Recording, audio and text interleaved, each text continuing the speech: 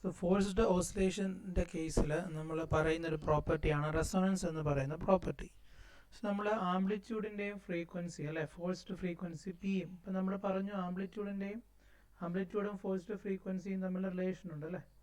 അപ്പോൾ ആംപ്ലിറ്റ്യൂഡും ഫോഴ്സ്ഡ് ഫ്രീക്വൻസിയുടെ ഒരു ഗ്രാഫ് നമ്മൾ വരച്ചു കഴിഞ്ഞാൽ ആ ഗ്രാഫ് ഇതുപോലെ ഇരിക്കും. എന്താണ്, ലോ ഫ്രീക്വൻസി വാല്യൂ വരുമ്പോൾ ആംപ്ലിറ്റ്യൂഡ് ഇൻക്രീസ് ചെയ്യും, ഒരു പർട്ടിക്കുലർ വാല്യൂ ഓഫ് ഫ്രീക്വൻസി എത്തുമ്പോൾ ആംപ്ലിറ്റ്യൂഡ് മാക്സിമം ആവും, then വീണ്ടും ഫ്രീക്വൻസി ഇൻക്രീസ് ചെയ്യുമ്പോൾ ആംപ്ലിറ്റ്യൂഡ് കുറയാണ് ചെയ്യുന്നത് അല്ലേ. ഇങ്ങനെയായിരിക്കും ഇനിഷ്യലി ഒരു variation reaches A maximum value then decreases with frequency. ഈ ഒരു വേരിയേഷൻ ആണ് നമ്മുടെ ആംപ്ലിറ്റ്യൂഡ് കാണിക്കുന്നത് വിത്ത് ദ ഡ്രൈവിംഗ് ഫ്രീക്വൻസി അല്ലേ.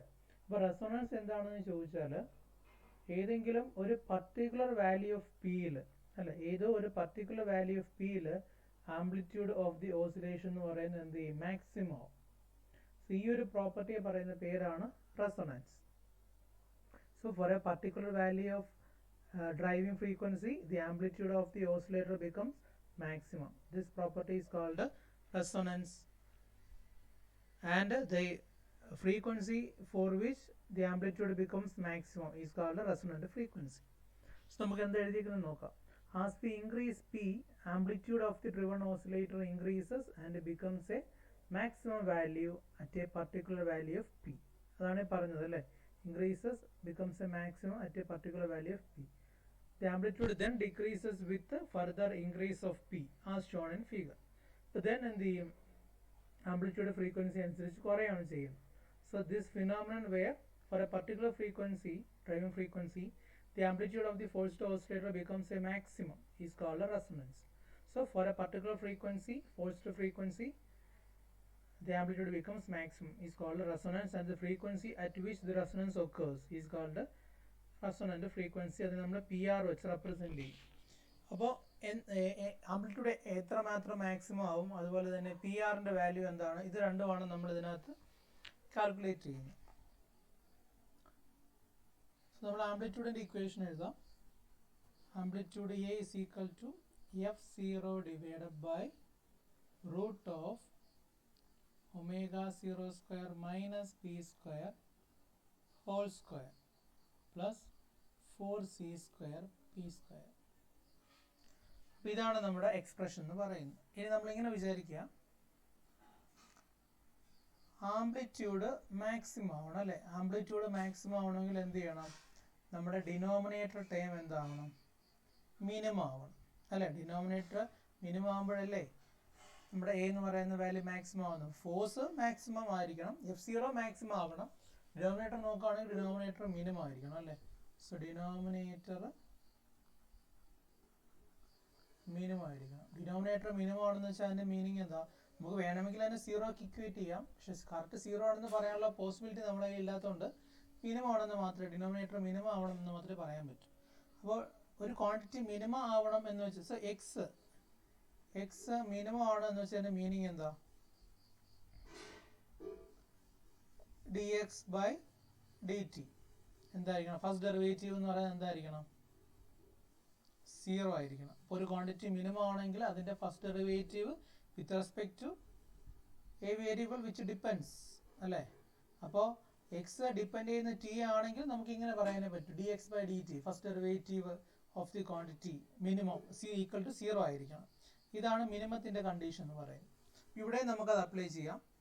അപ്പോൾ ആംപ്ലിറ്റ്യൂഡ് മാക്സിമം ആവണമെങ്കിൽ ഉള്ള കണ്ടീഷൻ എന്താണ്, ഡിനോമിനേറ്റർ മിനിമം ആവണം എന്ന് വെച്ചാൽ derivative of D by D P. അപ്പോൾ പി നമ്മൾ എന്തുകൊണ്ട് പി എടുത്തെന്ന് ചോദിച്ചാൽ പി ആണ് ഇതിനകത്ത് വരുന്ന പ്രിഡോമിനന്റ് ഫാക്ടർ എന്ന് പറയുന്നത് അല്ലേ. നമ്മൾ വിത്ത് റെസ്പെക്ട് ടു ഫ്രീക്വൻസിയാണ് ആംപ്ലിറ്റ്യൂഡ് വേരി ചെയ്യുന്നത്. ആ ഒരു വേരിയേഷൻ ആയതുകൊണ്ടാണ് ഡി ബൈ ഡി പി തന്നെ എടുത്തേക്കുന്നത്. Of omega zero square minus P square whole square plus 4c square P square equal to, ഇപ്പോൾ നമ്മൾ എന്താ പറഞ്ഞാൽ ആംപ്ലിറ്റ്യൂഡ് മാക്സിമം ആണ്, ഡിനോമിനേറ്റർ മിനിമം ആയിരിക്കണം, പക്ഷെ നമുക്ക് സീറോക്ക് ഈക്വേറ്റ് ചെയ്യാനുള്ള ഓപ്ഷൻ ഇല്ല. അപ്പോൾ നമ്മൾ എന്ത് പറയും, ഫസ്റ്റ് ഡെറിവേറ്റീവ് എന്തായിരിക്കും, സീറോ ആയിരിക്കും അല്ലേ. ഒരു ക്വാണ്ടിറ്റി മിനിമം ആയാലും മാക്സിമം ആയാലും പിന്നെ അത് വേരി ചെയ്യില്ല. അപ്പോൾ വേരിയേഷൻ ആണ് ഈ ഡെറിവേറ്റീവ് എന്ന് പറയുന്നത്. അപ്പോൾ വേരിയേഷൻ ഈക്വൽ ടു സീറോ ആയിരിക്കും എന്ന് വെച്ചാൽ ഡെറിവേറ്റീവ് സീറോ ആയിരിക്കും. അപ്പോൾ ഈ ടേമിന് ഡെറിവേറ്റീവ് കണ്ടുപിടിക്കാം. സോ ഫസ്റ്റ് അല്ലേ നമുക്ക് ഇങ്ങനെ ചെയ്യാം, it is 2 omega 0 square minus p square into അകത്തൊരു ടൈം ഉണ്ട് മൈനസ് പി സ്ക്വയർ എന്ന് പറയുന്ന ഒരു ടൈം ഉണ്ട് അല്ലേ. അപ്പോൾ മൈനസ് പി സ്ക്വയറിൻ്റെ ഡെറിവേറ്റീവ് എന്ത് കിട്ടും? Minus 2p plus 4c square into 2p equal 0. അപ്പോൾ ഇത് മനസ്സിലായി കാണുമെന്ന് വിചാരിക്കുന്നു അല്ലേ. കാരണം ഇതിപ്പോൾ നമ്മൾക്ക് ഇത് സിംഗിൾ ഫംഗ്ഷൻ ആക്കി എടുത്ത് ചെയ്യാൻ ഇത് എക്സ് ആണെങ്കിൽ ഇത് എക്സ് സ്ക്വയർ ആണെന്ന്. അപ്പോൾ 2x 2 ഇൻറ്റു എക്സ്. ദെൻ നമുക്ക് പി ആണ് വേണ്ടത്. അപ്പോൾ അതിനകത്ത് എന്തുകൊണ്ട് ഒരു മൈനസ് പി സ്ക്വയർ ഉണ്ട്. Minus P square derivative minus P square 2p. Then അതുപോലെ എഴുതി. ഇനി ഈ ടൈമിനെ നമ്മൾ റൈറ്റ് സൈഡിലോട്ട് കൊണ്ടുപോകണം അല്ലേ. 8c square p is equal to ഈ ടൈം റൈറ്റ് സൈഡിൽ പോയി അല്ലേ. അപ്പോൾ 4 omega 0 square minus p square into p എന്ന് വരും. അപ്പോൾ ഒരു p cancel, 4 into 8 cancel 2. So 2c square is equal to omega 0 square minus p square. So p square is equal to omega 0 square minus 2c square. Therefore p is equal to root of omega 0 square minus 2c square. അതിനെയാണ് നമ്മൾ P R എന്ന് പറയുന്നത്. അപ്പോൾ ഈ ഫ്രീക്വൻസിയിലാണ് നമ്മുടെ amplitude maximum ആവുന്നത്.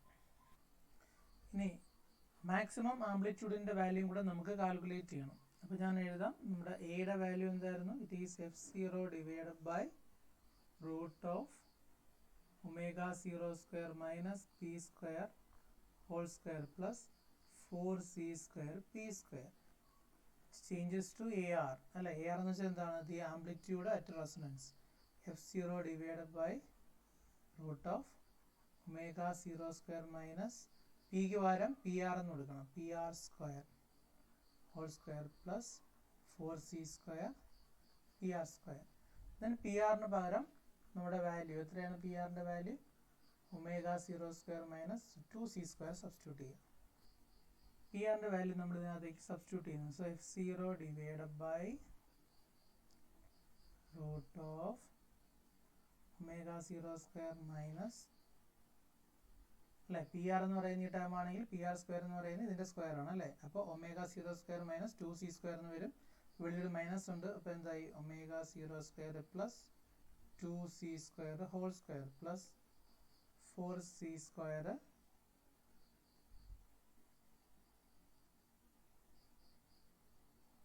omega 0 square minus 2c square. So f0 divided by രണ്ടാമത്തെ ടൈമിൽ വലിയ വ്യത്യാസം വരില്ല. പക്ഷെ ഫസ്റ്റ് ടൈമിനകത്ത് ക്യാൻസലായി പോയിട്ട് സ്ക്വയർ വരുമ്പോൾ എന്ത് ചെയ്യും? 4c rice to 4 plus 4c square. ഇതിനകത്ത് ഇനി വേരിയേഷൻസ് ഇല്ല അല്ലേ. അപ്പം നമുക്കതിന് എന്ത് ചെയ്യാം? പി ആർ തന്നെ കൊടുത്തേക്കാം. പി ആർ സ്ക്വയർ തന്നെ തിരിച്ചു കൊടുക്കാം. P R square is equal to ഈ രണ്ട് ടേമിൽ നിന്നൊരു 4ന് വെളിയെടുക്കാം. അതുപോലെ തന്നെ ഒരു സി സ്ക്വയർ വെളിയെടുക്കാം. ഒരു 4 വെളി വരുമ്പോൾ 2 എന്നാവും. സി സ്ക്വയർ വെളി വരുമ്പോൾ സി ആയിട്ട് മാറും. അപ്പോൾ ഇതിൽ നിന്നൊരു സി സ്ക്വയർ പോയി കഴിഞ്ഞാൽ ബാക്കിയുള്ള ഒരു c square plus p R square. ഇതാണ് റെസൊണന്റ് ആംപ്ലിറ്റ്യൂഡിൻ്റെ ഒരു സിംപ്ലിഫൈഡ് ഇക്വേഷൻ. റെസൊണന്റ് ആംപ്ലിറ്റ്യൂഡിൻ്റെ സിംപ്ലിഫൈഡ് ഇക്വേഷൻ എന്ന് പറയുന്നത് f0 divided by 2c into root of c square plus p R square.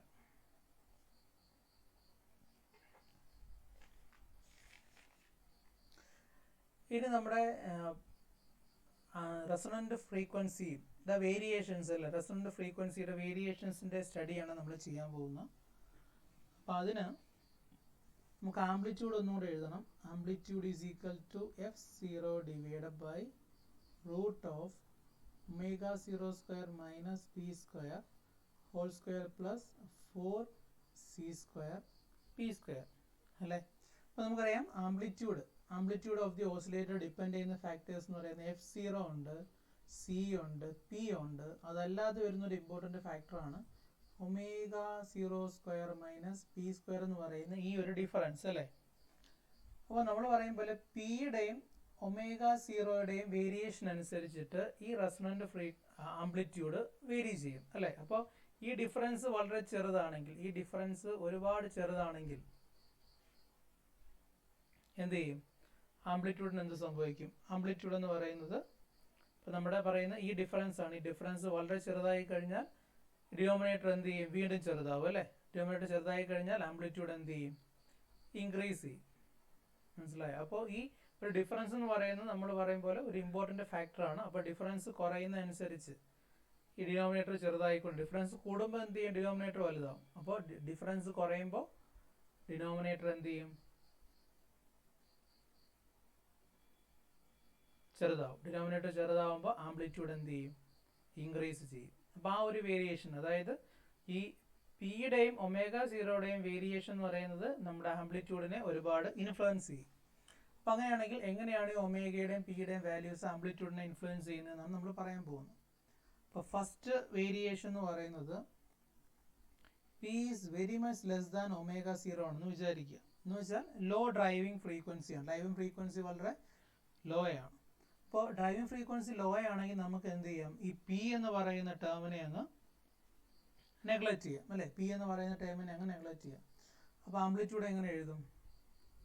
സിംപ്ലൈസ് amplitude is equal to f0 divided by root of, ഞാൻ ആരെ neglect ചെയ്യുന്നു? ഈ ഒരു ടേമിനെ പി സ്ക്വയർ വരുന്ന അല്ലെ പി വരുന്ന ടേംസിനെ നെഗ്ലക്റ്റ് ചെയ്യണം. പി ചെറുതല്ലേ, അപ്പോൾ ഇതിനെ നമുക്ക് കളയാൻ പറ്റും, ഈ ടേമിനെയും കളയാൻ പറ്റും. സോ നമുക്ക് എങ്ങനെ എഴുതാം? അപ്പോൾ പി സ്ക്വയർ വരുന്ന ടേമും പോയി, ഇവിടെയും പി സ്ക്വയർ വരുന്ന ടേം പോയി. ബാക്കി വരുന്ന ടേം എന്ന് പറയുന്നത് ഏതാണ്? ഒമേഗ സ്ക്വയറിൻ്റെ whole square, that is omega raise to 4 which is equal to f0 divided by omega square. അപ്പോൾ ഡ്രൈവിംഗ് ഫ്രീക്വൻസി വളരെ കുറവാണെങ്കിൽ അല്ല, ഡ്രൈവിംഗ് ഫ്രീക്വൻസി നാച്ചുറൽ ഫ്രീക്വൻസിയെക്കാളും ഒരുപാട് കുറവാണെങ്കിൽ നമ്മുടെ ആംപ്ലിറ്റ്യൂഡിൻ്റെ ഇക്വേഷൻ എന്ന് പറയുന്നത് എന്തായിരിക്കും? f0 divided by omega 0 square ആയിരിക്കും. അല്ലെങ്കിൽ നമുക്ക് പറയാം f0യുടെ വാല്യൂ എന്തായിരുന്നു? It is f0 by M ആണ് അല്ലേ. എന്ന് വെച്ചാൽ എം ഒമേഗ സ്ക്വയർ എന്ന് വെച്ചാൽ എന്താ? അത് കെ ആണ്, ഫോഴ്സ് കോൺസ്റ്റന്റ് കെ ആണ് അല്ലേ. നമ്മൾ കെ ബൈ എമ്മിന് പകരം അല്ലേ ഒമേഗ 0 സ്ക്വയർ സബ്സ്റ്റിറ്റ്യൂട്ട് ചെയ്ത്, അപ്പോൾ കെ എന്ന് പറയുന്നത് എം ഒമേഗ സ്ക്വയർ. അപ്പോൾ ഡ്രൈവിംഗ് ഫ്രീക്വൻസി വളരെ കുറവാണെങ്കിൽ ആംപ്ലിറ്റ്യൂഡ് അല്ലേ, ആംപ്ലിറ്റ്യൂഡിൻ്റെ വാല്യൂ ഡിപ്പെൻഡ് ചെയ്യുന്ന ഫാക്ടർ എന്ന് പറയുന്നത്, മെയിനായിട്ട് ഡിപ്പെൻഡ് ചെയ്യുന്ന ഫാക്ടർ എന്ന് പറയുന്നത് ഏതാണ്? ഫോഴ്സ് കോൺസ്റ്റന്റ് ആണ്. So amplitude depends on force constant അല്ലേ. f0 നമ്മൾ എന്തായാലും ഡിപ്പെൻഡ് ചെയ്യുന്നതിനെ കുറിച്ച് നമ്മൾ പറയേണ്ട ആവശ്യമില്ല, കാരണം ആംപ്ലിറ്റ്യൂഡ് ഫോഴ്സ്ഡ് ഓസിലേഷൻ ആകുമ്പോൾ ആംപ്ലിറ്റ്യൂഡ് ഫോഴ്സിനനുസരിച്ചാണ് ചേഞ്ച് ചെയ്യുന്നത്. നമ്മൾ അതല്ല പറയുന്നത്. അപ്പോൾ ഇവിടുത്തെ സ്പെഷ്യൽ കേസ് എന്ന് പറയുന്നത് ആംപ്ലിറ്റ്യൂഡ് എന്ത് ചെയ്യുന്നു? ഫോഴ്സ് കോൺസ്റ്റന്റിനെ ഡിപ്പെൻഡ് ചെയ്യുന്നു എന്നുള്ളതാണ് ഇവിടുത്തെ important factor.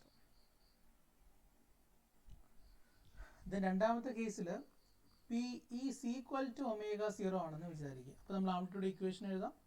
f0 divided by root of omega 0 square minus P square plus 4c square P square. അപ്പോൾ omega equal to p is equal to omega 0 ആവണമെങ്കിൽ ഈ ടേം എന്ത് ചെയ്യും? സ്ക്വയർ ഉണ്ട്, ഈ ടേം എന്ത് ചെയ്യും? 0 ആയി. So a is equal to f0 divided by root of, first time വരില്ല, സെക്കൻഡ് ടൈം മാത്രം, 4c square P square. It is equal to f0 divided by 2cp അല്ലേ. നമുക്ക് എന്ത് കിട്ടി equation? f0 divided by 2cp is equal to f0 by 2c. p യും omega 0 equal അല്ലേ. So f0 divided by 2c omega 0. അപ്പോൾ ഇവിടുത്തെ important factor എന്ന് പറയുന്നത് ഏതാ? ആംപ്ലിറ്റ്യൂഡ് ഡിപ്പെൻഡ്സ് ഓൺ c ആണ്. c എന്ന് വെച്ചാൽ എന്താണ്? ഡാമ്പിംഗ് കോൺസ്റ്റന്റ് ആണ് അല്ലേ. ഒമേഗ 0 ഫ്രീക്വൻസി ആണ്. അപ്പോൾ നമുക്ക് ഇവിടെ ഡിപ്പെൻഡ് ചെയ്യുന്ന ഇമ്പോർട്ടൻ്റ് ഫാക്ടർ ഏതാണ്? c ആണ് അല്ലേ, ഡാമ്പിംഗ് കോൺസ്റ്റന്റ് ആണ്. അപ്പോൾ ഇവിടുത്തെ ആംപ്ലിറ്റ്യൂഡിൻ്റെ വേരിയേഷൻ ഡാമ്പിംഗ് കോൺസ്റ്റന്റ് അനുസരിച്ചിട്ടായിരിക്കും. അപ്പോൾ ഡാമ്പിംഗ് കോൺസ്റ്റന്റ് കുറഞ്ഞാൽ മാത്രമേ ആംപ്ലിറ്റ്യൂഡ് എന്ത് ചെയ്യത്തുള്ളൂ? ഇൻക്രീസ് ചെയ്യത്തുള്ളൂ അല്ലേ. അപ്പോൾ ഡാമ്പിംഗ് ഒരുപാട് കുറവാണെങ്കിൽ ആംപ്ലിറ്റ്യൂഡ് എന്ത് ചെയ്യും? ഒരുപാട് ഇൻക്രീസ് ചെയ്യും എന്നാണ് സെക്കൻഡ് കണ്ടീഷൻ പറയുന്നത്. തേർഡ് കണ്ടീഷൻ എന്ന് പറയുന്നത് P is very much greater than omega 0. പിയുടെ വാല്യൂ ഡാമ്പിംഗ് ഫ്രീക്വൻസി എന്ന് പറയുന്നത് ഒമേഗ 0യേക്കാളും ഒരുപാട് കൂടുതലാണ്. അങ്ങനെയാണെങ്കിൽ നമുക്ക് ആരെ നെഗ്ലക്റ്റ് ചെയ്യാം? ഈ ഒമേഗ 0 സ്ക്വയറിനെ അങ്ങനെ നെഗ്ലക്റ്റ് ചെയ്യാം. So A is equal to F0 divided by root of omega 0 square പോയി, അപ്പോൾ മൈനസ് പി സ്ക്വയറിൻ്റെ whole square p raise to 4 plus 4c square P square. ഇനി ഈ ടേമും പി സ്ക്വയറേ വരുന്നുള്ളൂ അല്ലേ? ഇനി ഡാമ്പിങ് ഉണ്ടായതുകൊണ്ട് ഈ ടേം എന്ത് ചെയ്യും? കുറയാനാണ് ചാൻസ്. അപ്പോൾ അത് നമുക്ക് അപ്രോക്സിമേറ്റ് എന്ത് എഴുതാം? By root of P raise to 4 that is F0 divided by P square. അപ്പോൾ ഇവിടുത്തെ ഇമ്പോർട്ടൻ്റ് ഫാക്ടർ എന്ന് പറയുന്നത് ആംപ്ലിറ്റ്യൂഡ് ഡിപ്പെൻഡ്സ് ഓൺ പി എന്നുള്ളതാണ് അല്ലേ? ഡ്രൈവിംഗ് ഫ്രീക്വൻസിയെ ഡിപ്പെൻഡ് ചെയ്തിരിക്കും. അപ്പോൾ ഡ്രൈവിംഗ് ഫ്രീക്വൻസി കൂടിക്കഴിഞ്ഞാൽ ആംപ്ലിറ്റ്യൂഡ് എന്ത് ചെയ്യും? കുറയും. അപ്പോൾ ഈ 3 കേസിലും 3 രീതിയിലാണ് അതിൻ്റെ വേരിയേഷൻ വരുന്നത് അല്ലേ? പിയുടെയും ഒമേഗയുടെയും വാല്യൂ വേറുന്നതനുസരിച്ച് ആംപ്ലിറ്റ്യൂഡ് ഓരോ രീതിയിലായിരിക്കും ചേഞ്ച് ചെയ്യുന്നത്. നമ്മൾ മിക്കവാറും യൂസ് ചെയ്യുന്ന കണ്ടീഷൻ എന്ന് പറയുന്നത് ഇതാണ്. ഏതാ? When the driving frequency is equal to omega 0 എന്ന് പറയുന്ന കണ്ടീഷൻ ആയിരിക്കും നമ്മൾ മിക്കവാറും സർക്യൂട്ടുകളിലെല്ലാം അല്ലെങ്കിൽ പ്രോബ്ലത്തിലെല്ലാം യൂസ് ചെയ്യുന്ന കണ്ടീഷൻ എന്ന് പറയുന്നത്. P is equal to omega 0യുടെ കണ്ടീഷൻ ആയിരിക്കും. പക്ഷേ ഇതിന് 3 കണ്ടീഷൻസ് ഉണ്ട്. പി ലെസ് ദാൻ ഒമേഗ 0 ഉണ്ട്, പി ഈക്വൽ ടു ഒമേഗ 0 ഉണ്ട്, അതുപോലെ തന്നെ P is very much greater than omega 0 ഉണ്ട്. സോ നെക്സ്റ്റ് വരുന്ന ഒരു പ്രോപ്പർട്ടിയാണ് ഷാർപ്പ്നെസ് ഓഫ് റെസൊണൻസ് എന്ന് പറയുന്നത്. Sharpness of resonance. അപ്പോൾ നമ്മൾ റെസൊണൻസ് കർവ് നിങ്ങൾ കണ്ടു അല്ലേ? ആംപ്ലിറ്റ്യൂഡിൻ്റെയും ഫ്രീക്വൻസിയുടെയും എന്ത് ചെയ്യുന്ന വേരിയേഷൻ അത് നമ്മൾ നേരത്തെ കണ്ടായിരുന്നു. ഇനി ഷാർപ്പ്നെസ് ഓഫ് റെസൊണൻസ് കൊണ്ട് ഉദ്ദേശിക്കുന്നതെന്ന് വെച്ചാൽ ഇപ്പം നമുക്കിവിടെ മൂന്ന് ഗ്രാഫ് നിങ്ങൾ കണ്ടിട്ടുണ്ട് അല്ലേ? നോ ഡാമ്പിങ്, അണ്ടർ ഡാമ്പിങ്, അതുപോലെ ഹൈ ഡാമ്പിങ് എന്ന് പറയുന്ന 3 ഗ്രാഫുകൾ നിങ്ങൾ കണ്ടിട്ടുണ്ട്. സോ നമ്മൾ ആംപ്ലിറ്റ്യൂഡിൻ്റെ റെസൊണന്റ് ആംപ്ലിറ്റ്യൂഡിൻ്റെ ഇക്വേഷൻ എഴുതുകയാണ്. It is F0 divided by root of omega 0 square minus PR square the whole square plus 4c square PR square അല്ലേ? അപ്പം ഇതിനകത്ത് ഞാൻ പി ആറിന് പകരം നമ്മൾ പറഞ്ഞ രണ്ടാമത്തെ കണ്ടീഷൻ അല്ലേ? ഒമേഗ 0 ഡ്രൈവിംഗ് ഫ്രീക്വൻസിയും റെസൊണൻസിൻ്റെ സമയത്തുള്ള ഡ്രൈവിംഗ് ഫ്രീക്വൻസിയും അതുപോലെ നമ്മുടെ നാച്ചുറൽ ഫ്രീക്വൻസിയും കൂടെ ഈക്വൽ ആകുന്നു എന്ന് വിചാരിക്കുക. നമ്മൾ രണ്ടാമത് പറഞ്ഞ കണ്ടീഷൻ അല്ലേ? അപ്പോൾ അതാ പി ആർ എന്ന് പറയുന്നത് ഇപ്പോൾ എന്തിന് ഈക്വലാണ്? ഒമേഗ 0ക്ക് ഈക്വലാണ്. അങ്ങനെയാണെങ്കിൽ നമ്മുടെ എ ആർ റെസൊണൻസിൻ്റെ സമയത്തുള്ള ആംപ്ലിറ്റ്യൂഡ് എന്ത് സംഭവിക്കും? ഈസ് F0 ഡിവൈഡഡ് ബൈ ഈ ടേം 0 ആയി പോകും അല്ലേ? ദെൻ വരുന്ന ടൈം എന്ന് പറയുന്നത് 4c സ്ക്വയർ ഒമേഗ 0 സ്ക്വയർ ആണ്, which is F0 divided by 2c omega 0 ആണ്. നമ്മൾ രണ്ടാമത് പറഞ്ഞ അതേ കണ്ടീഷനാണ്. F0 divided by 2c omega 0 ആണ് അല്ലേ? അപ്പോൾ ഈ ആംപ്ലിറ്റ്യൂഡിൻ്റെ വാല്യൂ എന്ന് പറയുന്നത് എന്തിനെ ഡിപ്പെൻഡ് ചെയ്തായിരിക്കുന്നത്? സിയെ ഡിപ്പെൻഡ് ചെയ്താണ് ഇരിക്കുന്നത്. അല്ലെങ്കിൽ ഡാമ്പിങ് എന്ന് പറയുന്ന ആ പ്രോപ്പർട്ടി അല്ലേ? ആ മീഡിയത്തിൻ്റെ ഡാമ്പിങ്, ആ ഡാമ്പിങ് കോൺസ്റ്റന്റിനെ ഡിപ്പെൻഡ് ചെയ്തിട്ടാണ് ഇരിക്കുന്നത് അല്ലേ? അപ്പോൾ ഈ റെസൊണൻസ് കർവിൻ്റെ ഷാർപ്പ്നെസ്, പീക്ക്നെസ് അല്ലേ? ആ റെസൊണൻസ് കർവിൻ്റെ പീക്ക്നെസ് എന്ന് പറയുന്നത് എന്തിനെ ഡിപ്പെൻഡ് ചെയ്തിരിക്കും? ഈ സിയുടെ വാല്യൂവിനെ ഡിപ്പെൻഡ് ചെയ്തിരിക്കും. ഇനി നമുക്കൊരു ഐഡിയൽ കണ്ടീഷൻ പറയാം. ഐഡിയൽ കേസിൽ ഡാമ്പിങ് ഇല്ലെന്ന് വിചാരിക്കുക അല്ലേ? ഡാമ്പിങ് 0 ആണല്ലോ. ഐഡിയൽ കേസ് ആകുമ്പോൾ നമ്മുടെ മീഡിയത്തിന് എഫക്റ്റ് ഇല്ല, അതുകൊണ്ട് ഡാമ്പിങ് 0 ആണ്.